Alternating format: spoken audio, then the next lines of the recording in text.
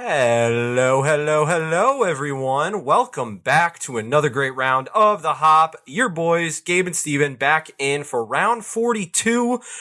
We are mixing things up just a little bit. We are going a little international today. We are very excited for it. Steven, how we feeling?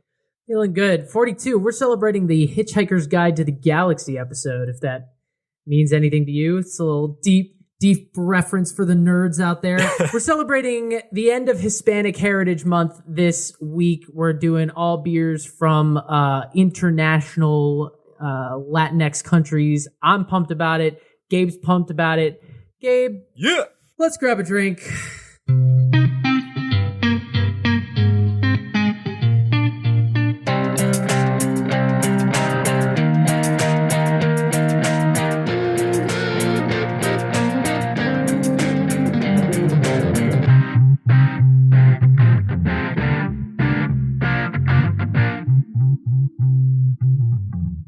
Yes, so the end of Hispanic Heritage Month, we are very excited because, for our Cinco de Mayo episode, we found really awesome beers from Mexico mostly, and so we kind of, figured why not? Let's dedicate another episode to that.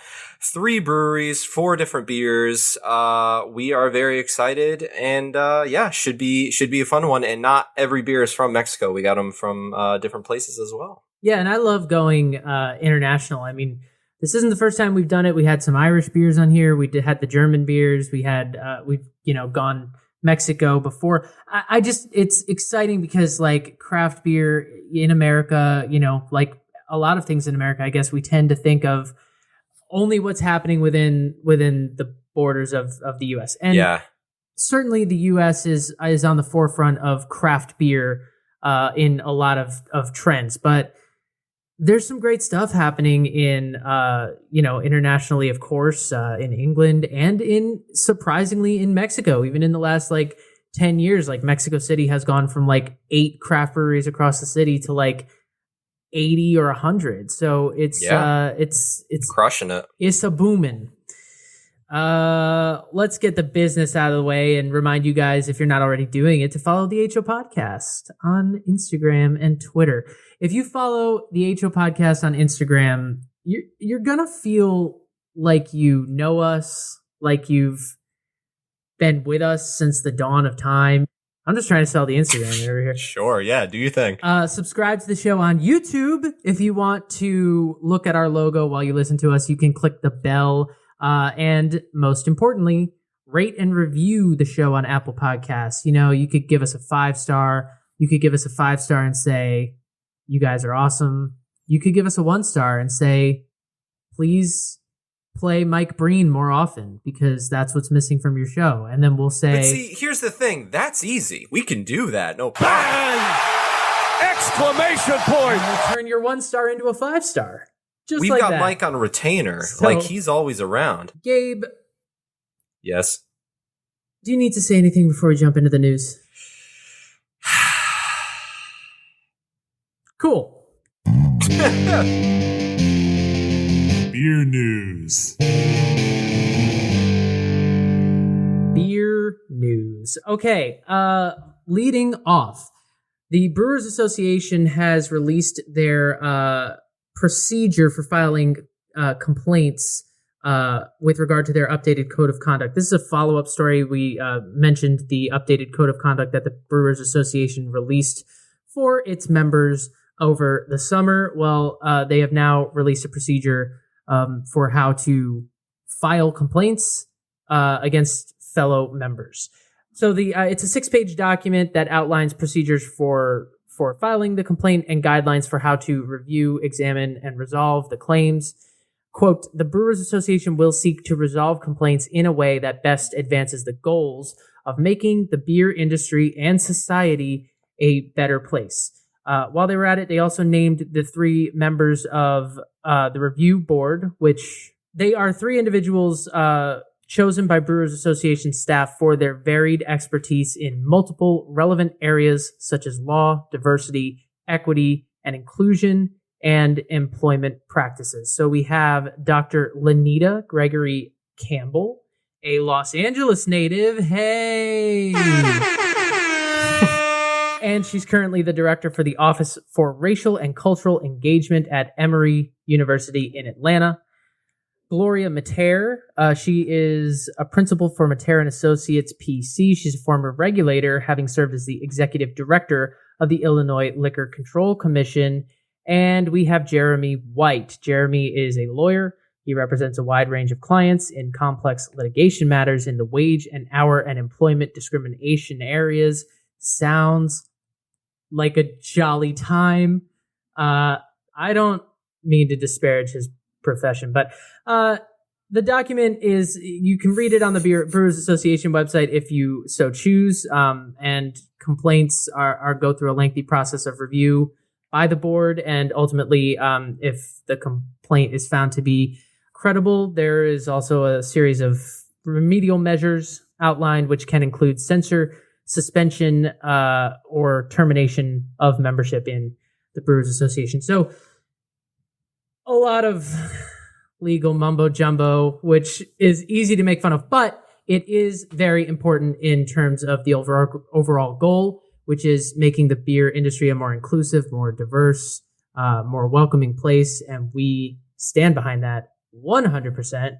Moving right along, Fiddlehead Brewing, the fine folks, they're growing. Earlier this year, Fiddlehead had to adjust to the pandemic. They put their Fiddlehead IPA, one of their flagships, in cans for the first time. This generated a 25% sales increase. Now they're looking to build even more and build on the growth. The Shelbourne, Vermont-based brewery has announced a $6 million expansion with plans to triple capacity, and they're trying to increase their footprint to 3 additional states. I don't know exactly what those states are, but you know what state they're probably not going to be in, Steven? Montana! Oh, I was gonna say Kansas. This is awkward. We need a Kansas drop. But yeah, Fiddlehead, good for you guys. They've definitely been on our radar, especially when we were hitting a lot of Vermont breweries. A lot of people, including your brother who lived there for a little while, definitely was like Fiddlehead. So maybe you'll see Fiddlehead on a future episode. Probably sooner than later. Next up, Beer Heroes, the Beer Institute, which is another trade association. They have named 4 DC lawmakers to be the 2020 Beer Champions. These people were considered champions, quote, for their instrumental leadership in supporting federal policies that aid the success of U.S. brewers and beer importers. The lucky champions are Congresswoman Kathleen Rice, a Democrat out of New York, and Congressman Dan Newhouse, a Republican out of Washington. Dan Newhouse also happens to be a hop farmer, apparently, so well done, Dan. And then in the Senate, we have Debbie Stabenow, a Democrat from Michigan, and Steve Daines, a Republican from the great state of Montana! That's two drops so far. That's right. 2 Montana in one episode. But so these people, the Beer Institute is recognizing them for their support of COVID-19 relief for the beer industry and co-sponsoring the Craft Beverage Modernization and Tax Reform Act, which, if enacted, will provide tax relief to brewers and beer importers of all sizes. I would just like to say, it warms my heart to know that with all that Congress is dealing with, or not dealing with, they've still found time to sit around and write legislation about beer. Yeah. And, it's kind of wild to see, because I feel like, you know, it is a business and it is important, the brewing industry, but I feel like when it comes to high levels such as this, they're kind of like, yeah, we'll put that to the side. We'll deal with that later, you know. But it's not the case. It's the one place we can all look. What senator is going to get in the floor there and be like, I don't support beer? Somebody's going to throw something at him. Yes. Also, do these heroes get anything? Like a cape or something? Or a beer? Can someone buy him a beer? I think they just get recognition, and they get to have a little blurb. You can read their blurbs. I'm not going to read them to you. But it's basically like insert their district here, and it's just them saying how much the beer industry means to that district. But great to see the Senate is doing something. Anything. PBR is entering the weed water game. A few episodes back, we talked about another brewery introducing weed water, which is basically a drink with THC in it. PBR is launching in LA. They have announced their cannabis-infused seltzer, a non-alcoholic THC-infused lemon-flavored seltzer. It clocks in at 5 milligrams of THC and is being sold in dispensaries at $24 a 4-pack, which I gotta be honest, thought it'd be a little bit more. Not gonna lie. Delivery is available in certain parts of California, including LA, Sacramento, and the Bay Area. Mark Fakehole, brand manager of PBR, told NPR that the launch is going extremely well and that the current challenge is really producing enough product to keep up with demands from retailers. And here are my thoughts. Please lay them on me. PBR. Let's start there. We want to be inclusionary, no shade, but I mean, on the cheaper beer side, I think we can all agree on that. Yeah, I would say PBR yuck. That would be my Okay, Steven went there. Sure. PBR. Then you've got seltzer. Do not like it. Then it's spiked, and I'm like, yeah, but it's spiked with THC, and I don't know whether you're a trendy pot smoker or not. I just I don't know if that's not gonna work, is it? Apparently, they say it's doing very well, but what? Apparently, first of all, we should say cannabis seltzer is a thing, and it's becoming more of a thing, and I'm interested, and here's why. Because apparently the dosage, the way it hits you, it just hits you in a different way than sort of any kind of smoking or edibles or anything like that. So I think that it's intriguing because it's the closest thing to and there are other breweries that have gotten involved in the cannabis game. Lagunitas has I believe it's a seltzer that they've brewed with THC. There are others. That's wild. But I am interested in what the experience would be like. It's worth $24 to snag a 4-pack and find out. But yeah, I was going to ask, does it just do you take a sip and you're like, duh, and start laughing immediately? Do you get the munchie? What is it? Do you know? Because I don't. From what I understand, it has an onset of 20 to 30 minutes, which is quicker than other edible products, obviously. Okay. And of course, you can also, it's different from just taking a gummy because you can drink half the can, and if you start to feel a little weird, you can stop. You can really monitor your dosage, quote unquote. Oh, so yeah, that's true. Interesting way to ease people into this if you are what some people call canna curious. I like that. Interested in weed. So I don't know. I'm intrigued. I would give it a sip or two. And finally, a return of my favorite segment this week in Gross. Affy Tapple, which is the original caramel apple. They have teamed up with Phase 3 Brewing out of Illinois, Chicago area, to produce a, quote, caramel apple beer. It's called A Bushel of Apples, and it's meant to harness the flavor of an Affy Tapple original peanut caramel apple. So Phase 3 took a traditional blonde ale. They added apple juice, peanuts, and Affy Tapple caramel to create the delicious treat. I may be a little biased because of the peanuts, but no. You read the description, and the first thing I just thought in my head was just, woof. No. Yeah, no. I should say, in fairness, that $1 of every 4-pack sold is benefiting the Greater Chicago Food Depository. So you should get out and buy it. Support these people. Buy it. Just don't drink it. The charity. It just sounds really disgusting. And if it was anything else, I would prefer it. First of all, I have a huge fundamental problem with peanuts being in beer. I think this has been well expressed and addressed. Can't imagine why. We will never feature a peanut beer on this show unless Gabe kidnaps me and takes the show over for himself. It will never happen on my watch. It's like I have a peanut allergy, and the one place I always felt really confident that I was safe in this world was in a beer, and that's been taken from me, and it feels wrong.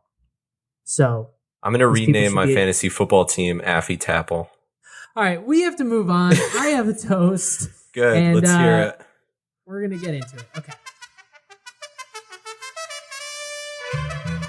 I just wanted to feel like I was at like a nice festival, Mexican restaurant or something while I read this. In honor of the episode. Okay. I think that I shall never hear a poem as lovely as a beer.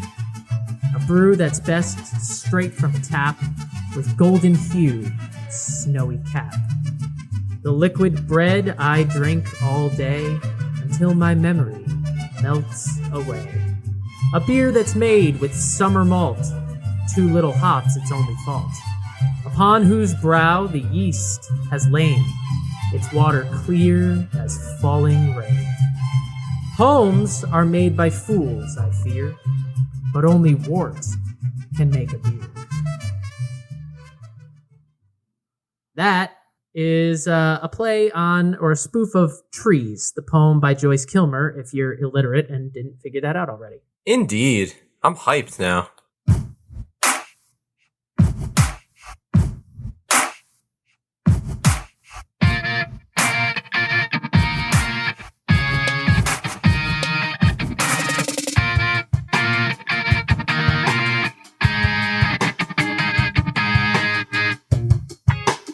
I just want to say up front, this episode was really fun because it really put to the test my old Spanish class. Oh yeah, that's right. I really got to put that to use, and I am utterly impressed at how much of these websites I could read without translating them. So we are starting with a brewery out of Mexico called Cervecería de Colima. I am going to start off with the Colimita Lager. Coming in at 4.2%. On the IBUs, we're looking at about 25. On the SRM chart, I would say between like a 4 and a 6-ish. It's got the very light straw yellow, very, very see-through, very, very easily. It looks like a very, very light beer. Beer Advocate gave it an 84. Untappd gave it a 3.51. And this beer is made with Pilsner malts, and the hops are, and I'm so excited about this, Magnum, Hallertau, and Saaz. Gabe's favorite hop. It honestly is, just because I get to say that. Note from the website: simple and well made, tropical representation of a German lager, is bright and crystalline with a fine white head. With a mild bitter note and a floral hop aroma, this 4-time champion at Cerveza Mexico and 2019 gold winner at Copa Cerveza de America invites you to enjoy Colima, the garden that lies under the volcano. Whew! So what I'm interested in as you sniff that is if it's similar to what I would call like a Mexican style lager, like a Corona, or if it's more German Pilsner. Yeah, I think it's kind of got essence of both. On the nose, definitely getting very like bready, biscuit, cracker, little hint of lemon in there, which was interesting. Maybe even a little hoppy, definitely like yeasty, and I think that's where that German lager representation comes through, you know? Mm-hmm, mm-hmm.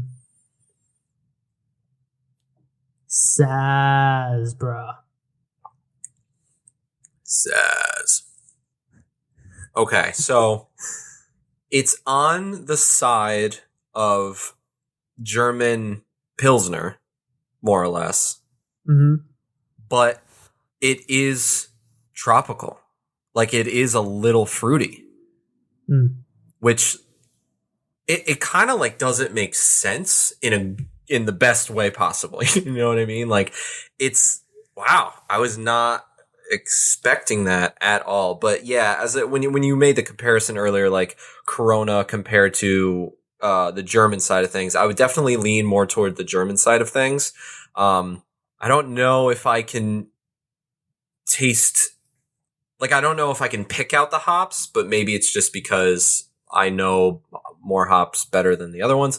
But yeah, it's got that sweetness to it. And I feel like the taste follows the nose and then some. Like, it's got the breadiness. It's got the maltiness. It's very crisp and a little dry. The bitterness is in the back end, you know.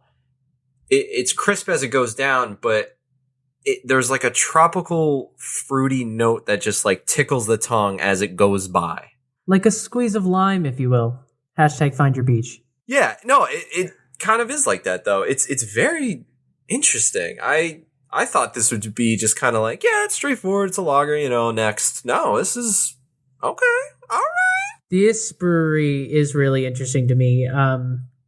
And I know you have more to say about your beer. I'm going to sip mine while you sit there and dissect just to get into it since it's from the same brewery. Yeah. Mine is the Piedra Lista, which is a session IPA. This one is 4.7% ABV. On the IBUs, we're looking at about 41.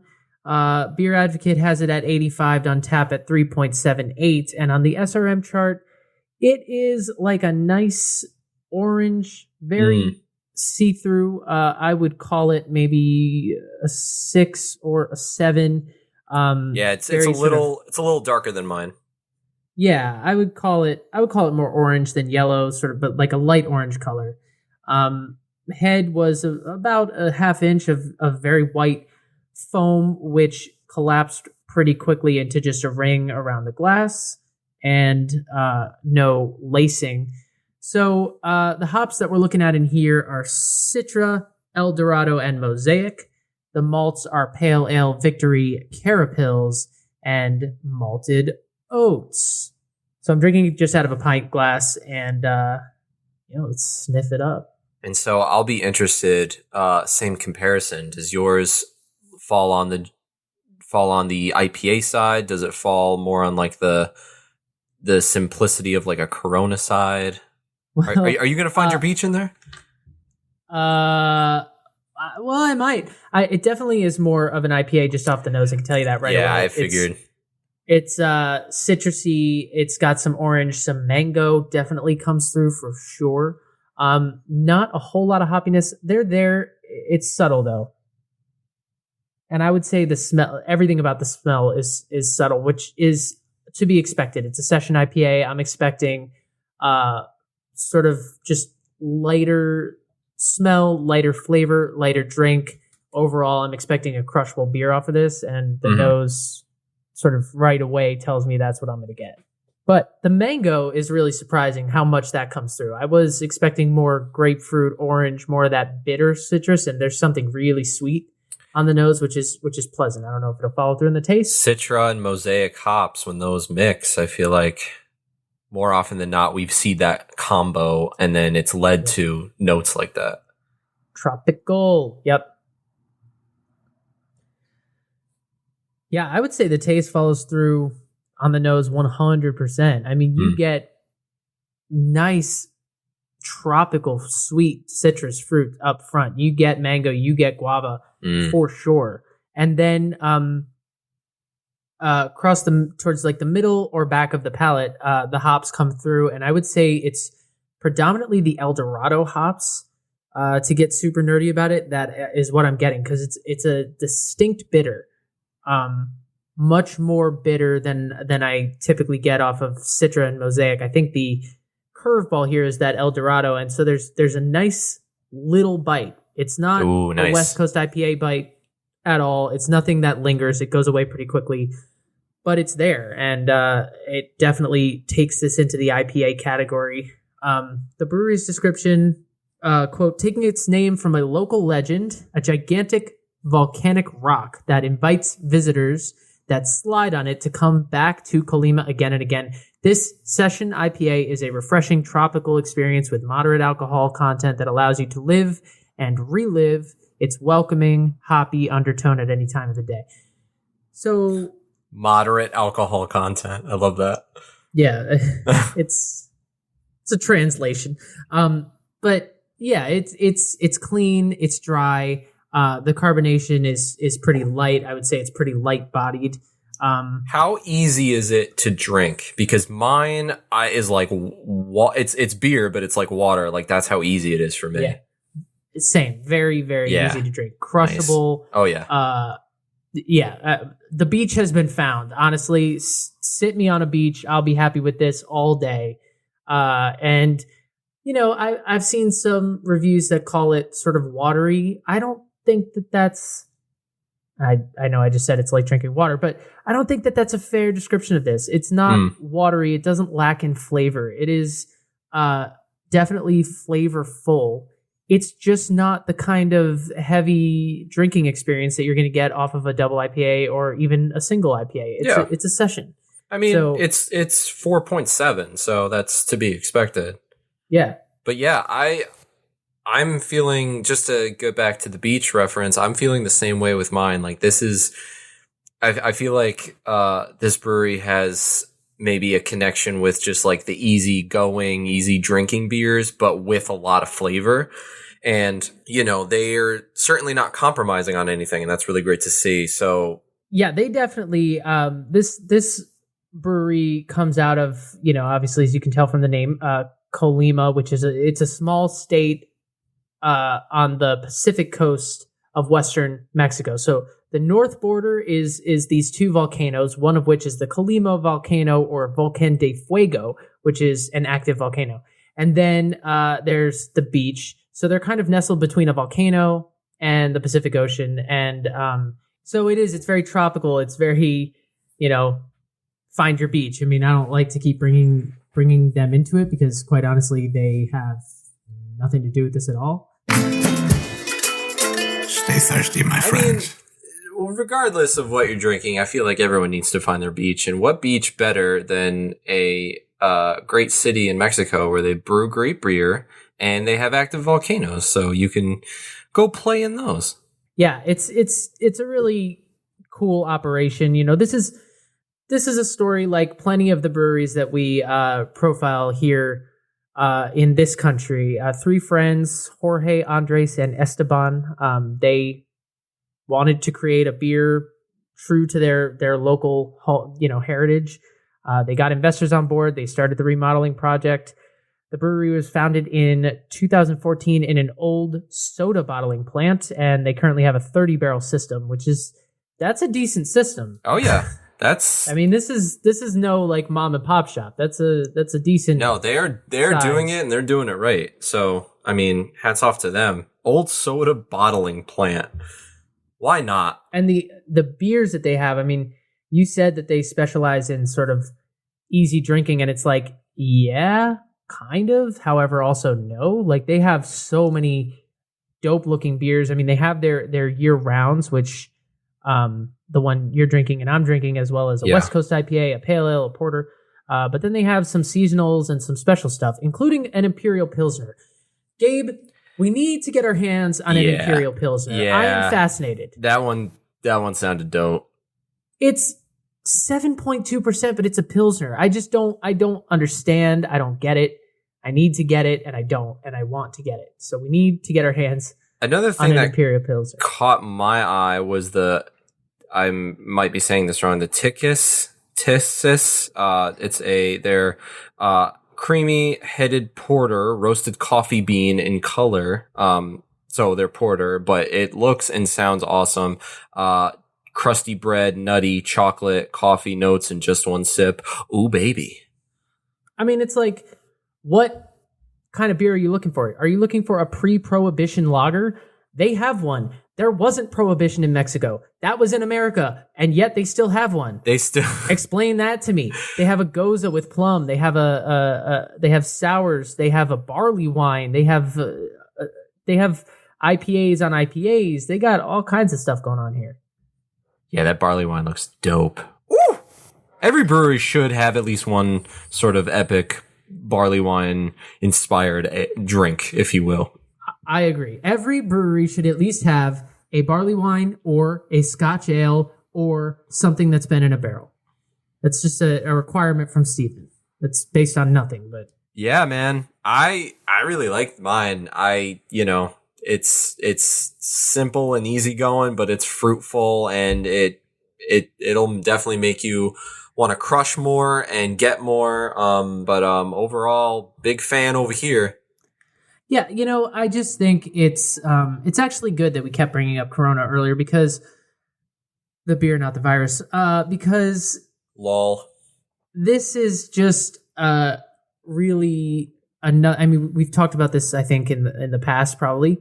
But the kinds of beers coming out of Mexico. I mean, to have a session IPA that's this good, or a lager like the one you're drinking, and not be drinking.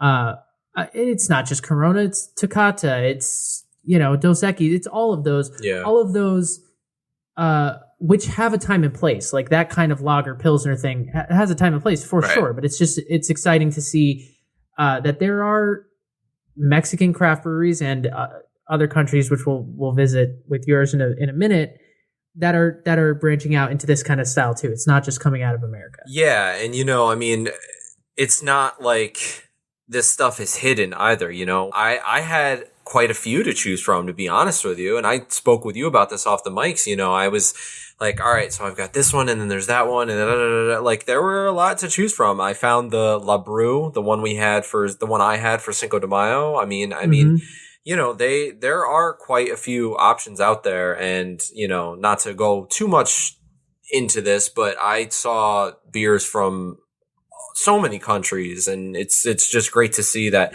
it's not only America that's doing it, it's everybody. Yeah, if your local beer shop is worth its salt, or even if it's not, it will have an imported section. I mean, everybody has an imported section, but if it's remotely reputable, you'll be able to find decent craft beer that's been imported here. I mean, listen, are you going to be finding, I don't know, what's the smallest brewery we've ever had on the show? Are you going to be finding the Rhythm Brewing of Mexico in your local beer stores? No, it's been imported to America. It's going to have a certain level of, like I said, this is a 30-barrel system. This is this isn't somebody in their garage, but you're going to find decent craft beer options from locally owned and or family-owned businesses or what have you that are importing to America, and you're going to try some great beer, be it from Mexico, be it from Belgium, Germany, the UK, Ireland. I mean, wherever. There's beer coming in from all over the world. So. I saw beers from India. I saw beers from Taiwan. I saw beers from Jordan. I was like, wow, okay, let's go. And they're all different. They're all awesome. So Colima Brewing.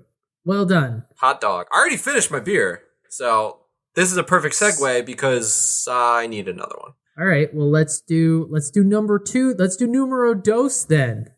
Let's do it. Let's get weird. Let's flip the script here. Let's take a trip to Panama. That is where my next beer is. Coming from Casa Bruja Brewery in Panama. This is the Flower Sour. It is a sour ale with flowers and honey. I'm going to say that again. A sour ale with flowers and honey. Now, I'm not the biggest sour guy. I've recently, because of this podcast, I've gotten more into them. But when I was purchasing beer, I said, this would be cool. This sounds dope. Let's do it. So here we are. 6.6% ABV. IBUs, we're looking at, I would say maybe, IBUs, we're looking at 10. SRM, I would say it's very hazy. Can't see through at all. Cloudy, hazy. It's got like the darkish orange to it. So I would say maybe between like 12, 13-ish in that ballpark, depending on the light, sort of thing. It may just be the camera. From here, it almost looks like it has like a pinkish hue to it too. like very slight. Yeah, a little bit. Let me pale orange. Hold it in the light. Yeah, I mean it's heading. It's like heading in that direction of color if it's like on the rainbow sort of deal, you know.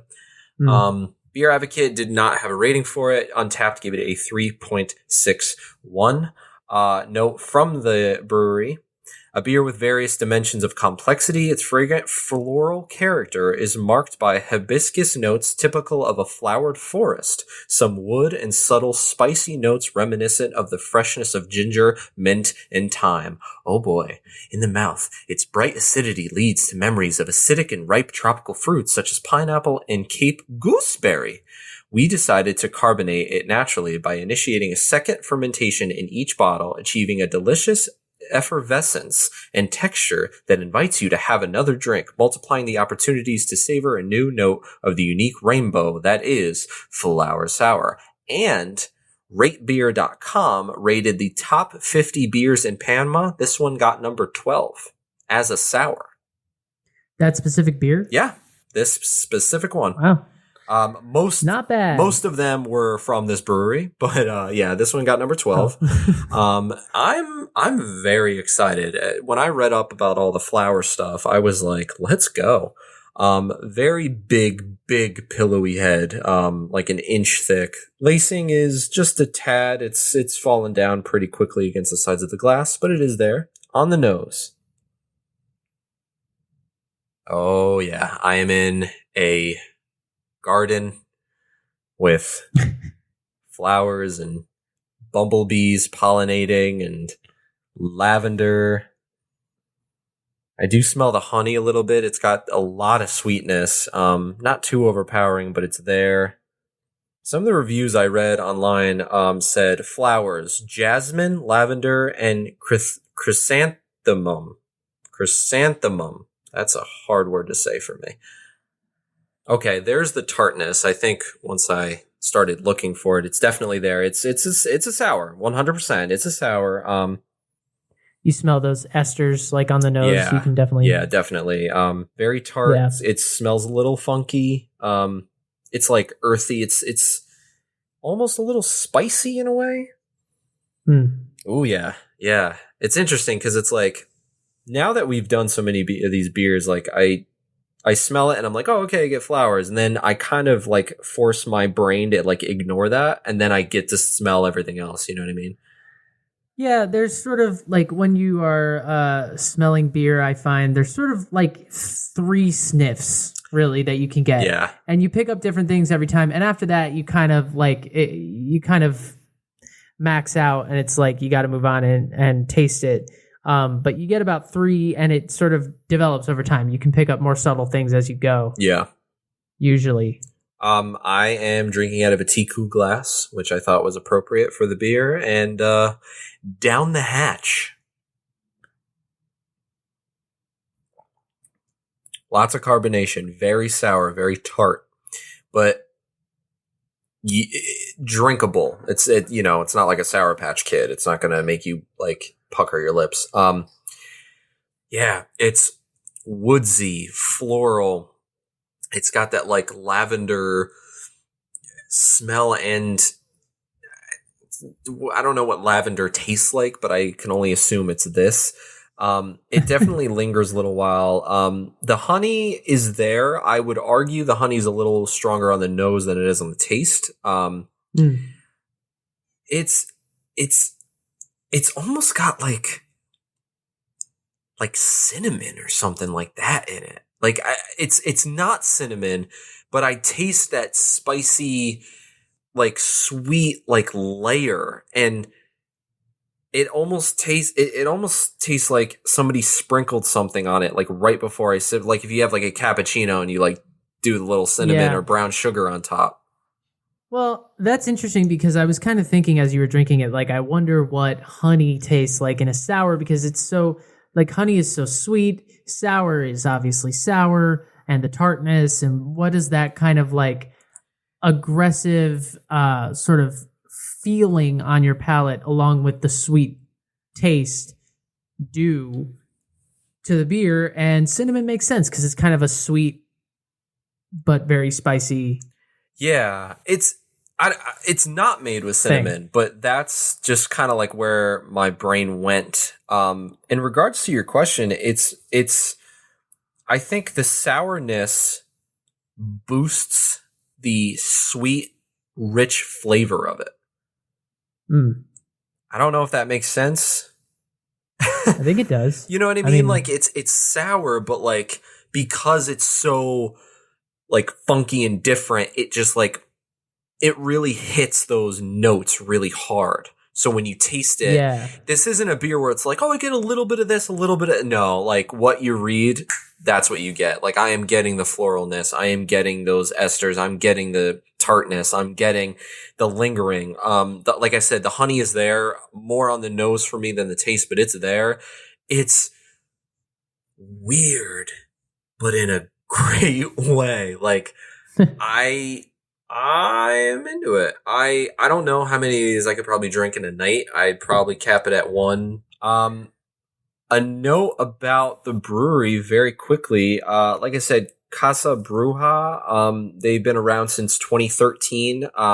They are in Panama, and more specifically, the industrial park of Costa del Este in Panama itself. Steven, you'll love this. They've got a barrel aging program. What? Oh yeah. And they are definitely in the favor of throw it in a barrel and let it be. They've got one beer that I'm going to talk about in just a quick minute, that they kept in a barrel. They've aged for a year. It's like one of their new signatures. They have a goal to create a new beer every month. They want to keep it fun. They want to keep it entertaining, and they want to keep changing things up. Their direct quotes are just saying they make their own twists full of flavor and balance. When they started the factory, they only had 4 beer styles. Today, they have more than 50 recipes and more than 40 medals in international competitions. One of their not funny quotes, but one of the quotes from the site that I really liked was, "We create new and fresh potions for anyone who wants to be bewitched." So I don't know if that's a direct translation, but I really hope it is because it sounds awesome. Yeah, they are, like I said, they're in Panama. But the one beer I had to talk about real quick, I'm sure you'll love this.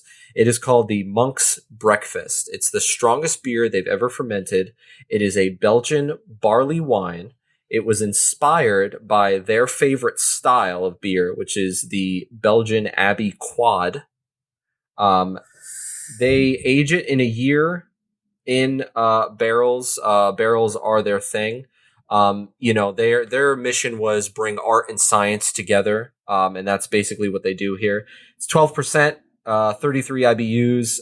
They've got New Zealand Pacific Gem hops, and the other hop they have, Tetnang?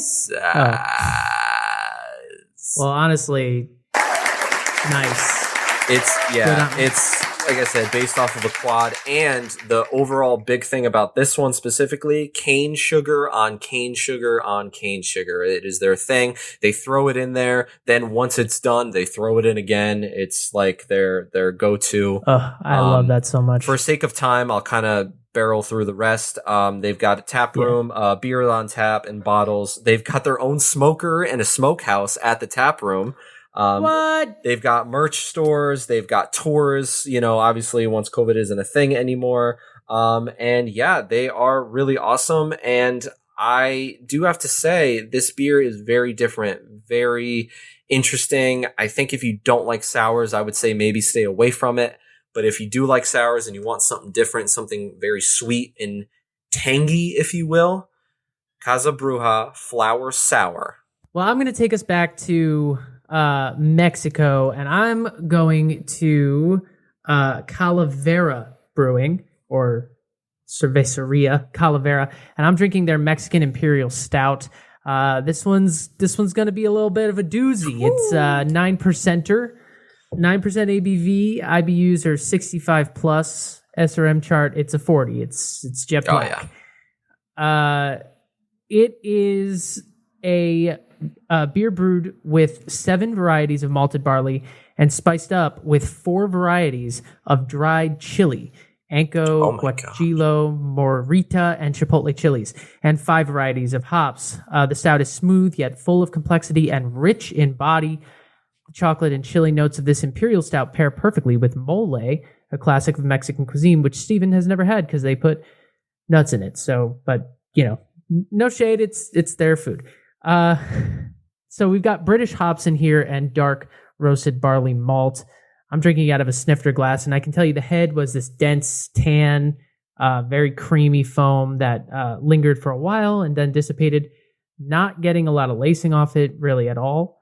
On the nose, malted barley, 4 variations of dried chili. Oh my. Yeah, on the nose you get Russian Imperial Stout, you get chocolate, you get coffee, you get caramel, and you get sweet for sure. I mean, dried fruit, cherry, all of that complexity that we love in a Russian Imperial Stout is in there. The chilies, you can smell them. Like, you can smell a little bit of like chili powder bitter on the back end there. I wonder if there's going to be heat in there. We shall find out. Definitely a little booziness coming off the nose as well. At 9%, you would expect that. Yeah, so on the taste, the first thing, those sweet taste buds up front, they pick up the chocolate right away. As it goes towards the back of your mouth, it does sort of expand. It coats the mouth for sure. It's very rich in the mouth. You pick up those sweet flavors. You definitely pick up cherry and some other sort of dark berry flavors. Maybe a little bit of caramel. And then the heat from the chilies, it's not like that red hot pepper beer that we had from Area 2. Mm-hmm. Like the one that you couldn't handle. The one that I did not enjoy. It's definitely not hot in the mouth. There's a heat to it. I would say, if anything, it lingers on the back end. Like in the back end of my mouth, it feels like there's a little bit of like cigar or like tobacco, like that dark flavor lingers in the back of your palate after you're done with it. You don't find that a lot in beer. No, yeah, it's definitely present. It's like a tobacco, a leather thing that lingers again in the back. I don't get it so much on the flavor of the beer itself, but it lingers behind after you finish swallowing the beer. Yeah. Hops aren't really, you can't really taste them. What you're getting is the flavor. I will say, as far as Russian Imperial Stouts go, this one is not like, you don't sip it and go, oh my God, I'm going to need to like sit down for like, this is going to knock me out. Like, it's 9%. It's high ABV, but it's not crazy high IBV. As far as Russian Imperial Stouts go, it is on the mid-level of that. But it's a slow sipper, if only for the flavor. I mean, there's so much flavor happening that you kind of need to slow down to just take it in. But it's well balanced. I mean, I like this a lot. It's not, like I said, it's not that hot pepper beer that we had. It's not one of the, and I've had a lot of hot pepper beers actually, believe it or not. And this is just not one that you need to be like scared of, or that's like, oh, Yeah, this one sounds like it's more flavor rather than heat. Yeah. And this is this brewery's signature creation.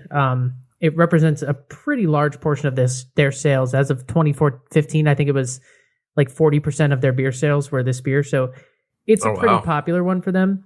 Calavera, Cervecería Calavera, was founded in 2008 outside Mexico City, and it was founded by Gilbert Bjorn Nielsen. This guy is fascinating to me because he's a native of Denmark. Okay, follow this with me. He's a native of Denmark. He moved to Mexico with his parents as a young child. He then grew up and went to Denmark to study, and he got, I think, a degree in engineering there. While there, he met his Mexican wife in Denmark. He met his wife who's from Mexico. They moved back to Mexico, and now he operates a brewery in Mexico. Wow. So guy from Denmark goes to Mexico to grow up, goes back to Denmark for school, meets his Mexican wife there, and then takes his Mexican wife back to Mexico. Honestly, it sounds like it was meant to be. I know.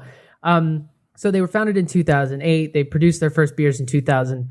2009, they began importing to the U.S. in 2015, and they moved to an expanded facility as of 2018. Their mission is to make good beers that are identified worldwide by their Mexican identity, in addition to promoting a beer culture where people discover experiences and passion for artisanal, independent, and Mexican beer. They say for us, beer is an experience, emotion, and a passion.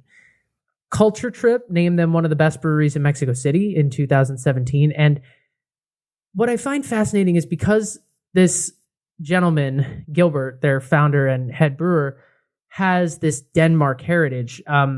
Again, you find a lot of experimentation in the kinds of beers that they have.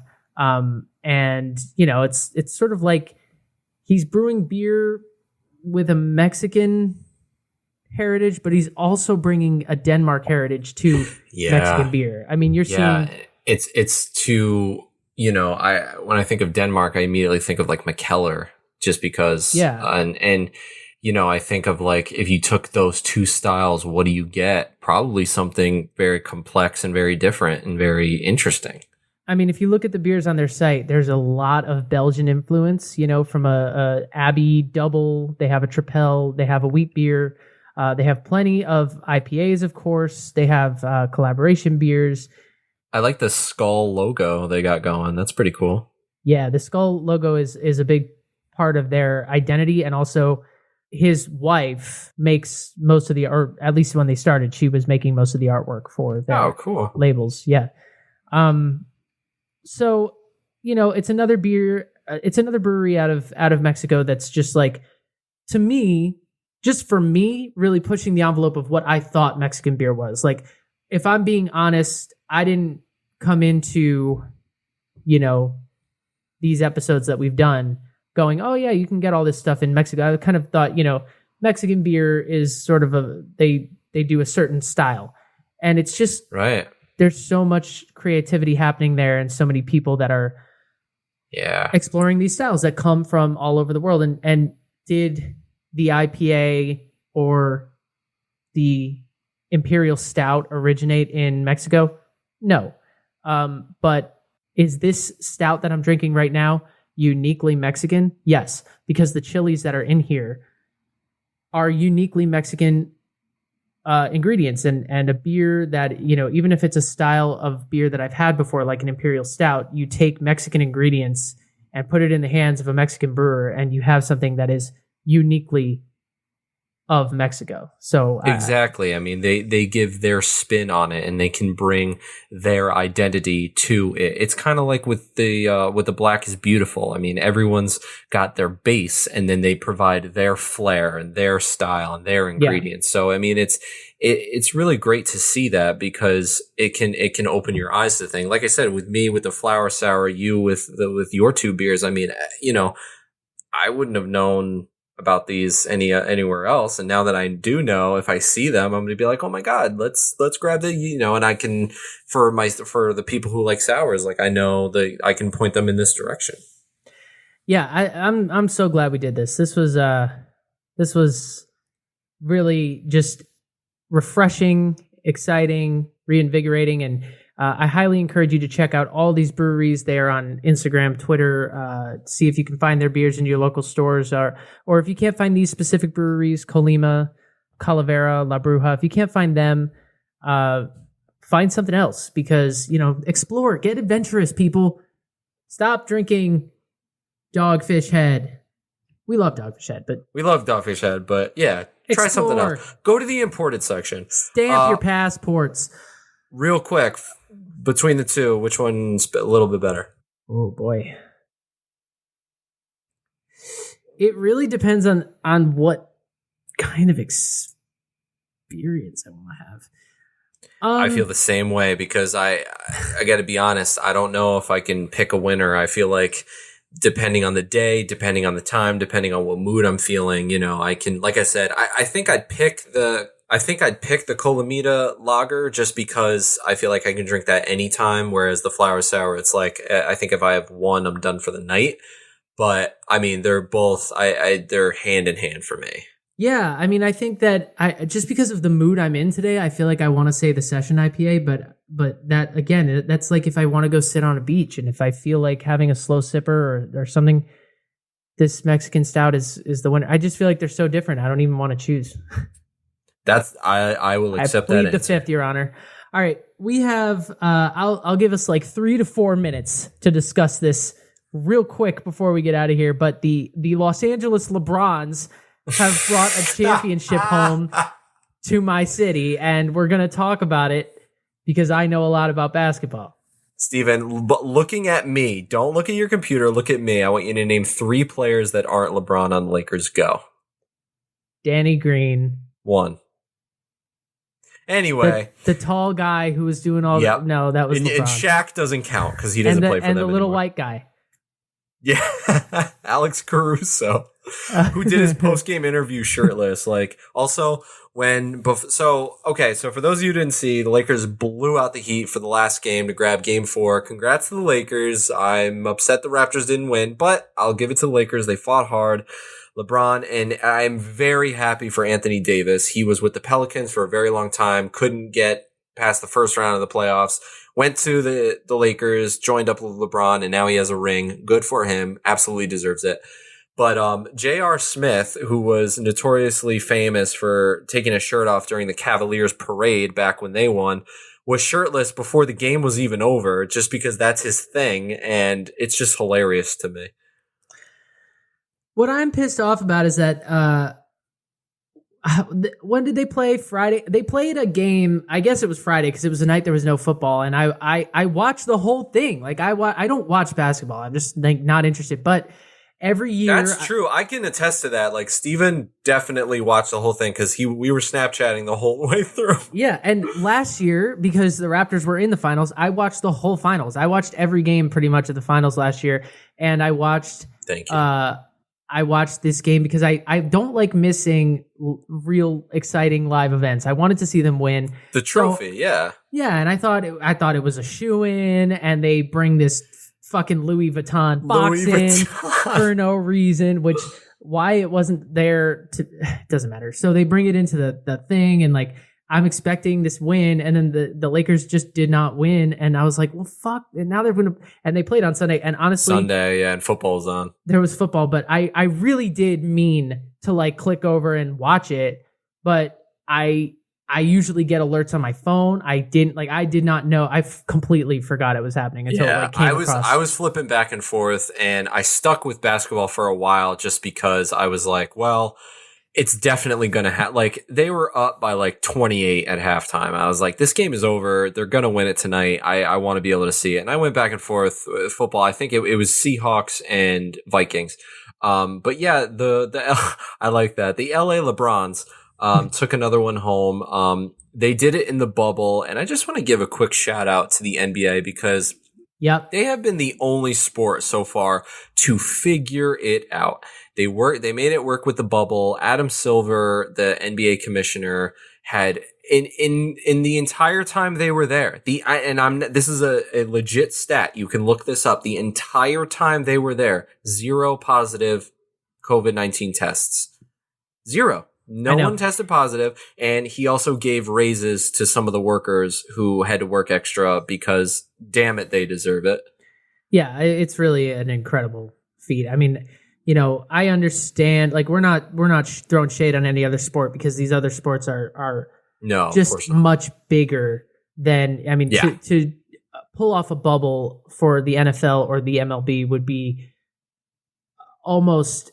I mean, it would just be, I don't know how they would do such a massive bubble. Yeah. But the NBA really pulled off something incredible there. I mean, you know, and it set the gold standard. I think what they said on SNL, they should just keep expanding that bubble until the whole U.S. is in a bubble. That would be great. If they could just... Honestly, though. I would be like, I'm not leaving the bubble. If I was one of them, I'd be like, can I just stay here? And it was in Disney World, so everyone got to hang out in Florida for a little while.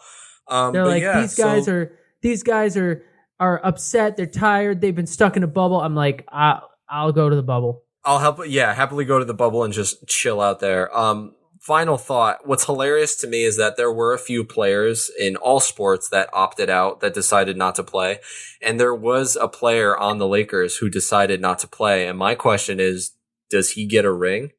Because he played with them throughout the season before COVID hit, so I would assume so. But like, how hilarious is that? It's like, no, I'm gonna sit out. I want to be safe and careful. And it's like, they had 0 tests, and you weren't there to raise the trophy with your team. Like, that sucks.